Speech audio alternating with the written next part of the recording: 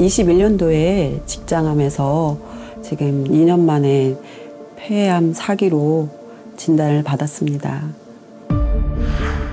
2년 전 갑자기 찾아온 직장암 3기. 그리고 끝이 아니었습니다. 뒤이어 폐암 4기 전이 소식까지. 충격 그 자체였는데요. 남편이 하는 말이 이제 당신은 혼자가 아니고 나도 있고 아이들도 있는데 4명의 목숨을 갖고 있는 사람이다. 그러면서 잘 치료받고 우리 건강하게 오래 살아야 되지 않겠냐 이런 얘기를 하더라고요. 근데 그냥 또 두렵기도 하고 좀 많이 충격적이었고요.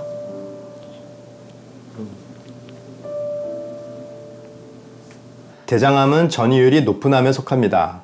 대장암 환자의 약 20%가 다른 장기로 전이 되는데요.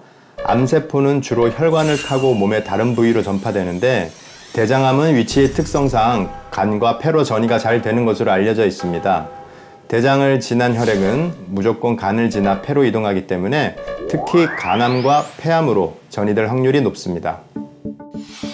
자신을 돌볼 겨를 없이 너무 앞만 보고 달려온 탓이었을까요? 단순 용종이라 믿었건만 그녀에게 닥친 현실은 참혹함 그 자체였습니다. 변비가 오고 치질이 좀 심했었거든요. 변을 보면은 약간 통증도 있으면서 혈변이 있어서 너무 심한가 보다 생각을 해서 처음에는 3기라고 하더니 자꾸 4기까지 갔어요. 그래서 직장을 거기를 떼어내고 잘 절단해서 봉합하고 해서 제가 좀 직장이 좀 짧아요.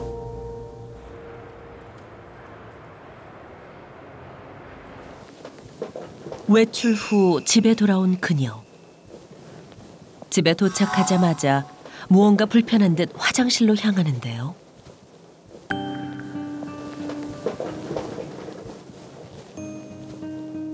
잠깐의 외출조차도 언제 찾아올지 모르는 신호에 쉽지 않은 묘순 씨입니다.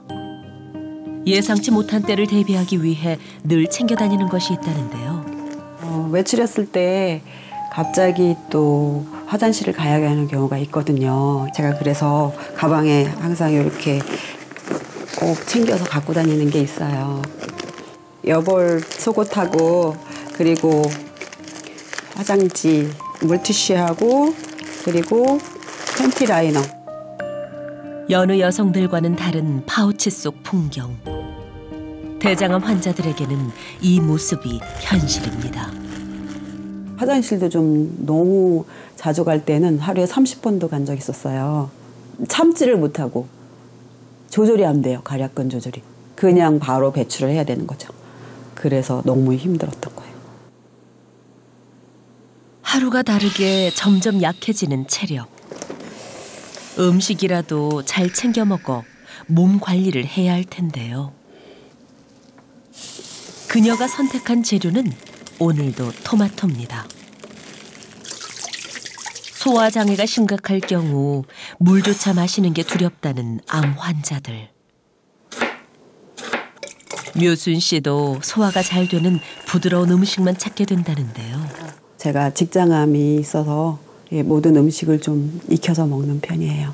생 샐러드라든지 생과일 정도 그런 거를 먹으면 또 화장실을 또 급하게 가야 돼서 너무 번거롭고 불편해서요.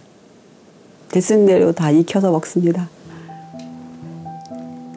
간단한 식사조차 쉽지 않은 그녀의 건강 상태. 이 모두 나빠진 대장이 원인입니다. 묘순 씨는 이 상황이 억울할 뿐이라고 하는데요. 술, 담배도 안 하는데 고기 종류를 안 먹고 거진 채식 위주로 먹는 편이라서 군것질도 참 잘 안 하고 암이 찾아올 만한 그런 조건은 안 된다고 생각을 했는데 일단 저도 천청병력이었죠. 평소 대장 건강 관리를 소홀히 하지 않았던 묘순 씨. 그녀의 대장암 유전적인 이유였던 걸까요? 암은 일반적으로 유전자 변이를 통해 발생하는데 대장암은 가족력이 없음에도 발생하는 경우가 꽤 높은 비율을 차지합니다. 전체 대장암의 15에서 30%는 유전적 요인에 의해 대장암이 발생하지만 나머지 70에서 85%는 산발성 대장암입니다. 그러니 평소 대장 건강 관리는 아주 중요합니다. 대장의 해로운 습관은 가지고 있지 않았던 묘순 씨. 그렇다면 대장이란 어떤 기관일까요? 대장은 우리 몸 마지막에 위치하며 다양한 역할을 하는데요. 일반적으로 노폐물과 독소를 몸 밖으로 배출해주는 기관입니다. 이때 노폐물에는 수분이 포함되어 있는데 대장이 찌꺼기가 배출되는 통로 역할을 하는 동시에 마지막까지 남아있는 물을 흡수하는 역할을 하게 됩니다. 대장은 찌꺼기가 배출되는 통로 역할을 하는 동시에 마지막까지 남아있는 물을 흡수하는 기능을 하는데요. 하루에 대장으로 들어오는 물질의 양은 약 1500ml이며 수분은 이 중에서 약 4분의 3을 차지합니다. 하루에 1리터가 넘는 물이 대장에서 흡수되면서 배변 횟수를 조절해주는 역할을 하고 있는 셈이죠. 우리 몸속 대장의 또 다른 중요한 역할, 바로 장간순환인데요. 대장에 들어온 물질은 대장벽을 통해 흡수돼 혈관을 타고 간으로 이동하게 됩니다. 그 후 간에서 다시 분비되는데요. 이때 대장에서 다시 흡수되며 장으로 들어오는 현상이 반복됩니다. 그리고 대장에서는 비타민도 생성되는데요. 대장에서 흡수되는 비타민은 섭취한 음식에 포함된 것이 아니라 대장 안에 존재하는 세균에 의해 합성되는 것으로 비타민 B5라고 불리는 판토텐산과 바이오틴, 비타민 K가 있습니다. 단순한 노폐물 배출 역할뿐만 아니라 우리 몸 속에서 많은 역할을 하고 있는 대장.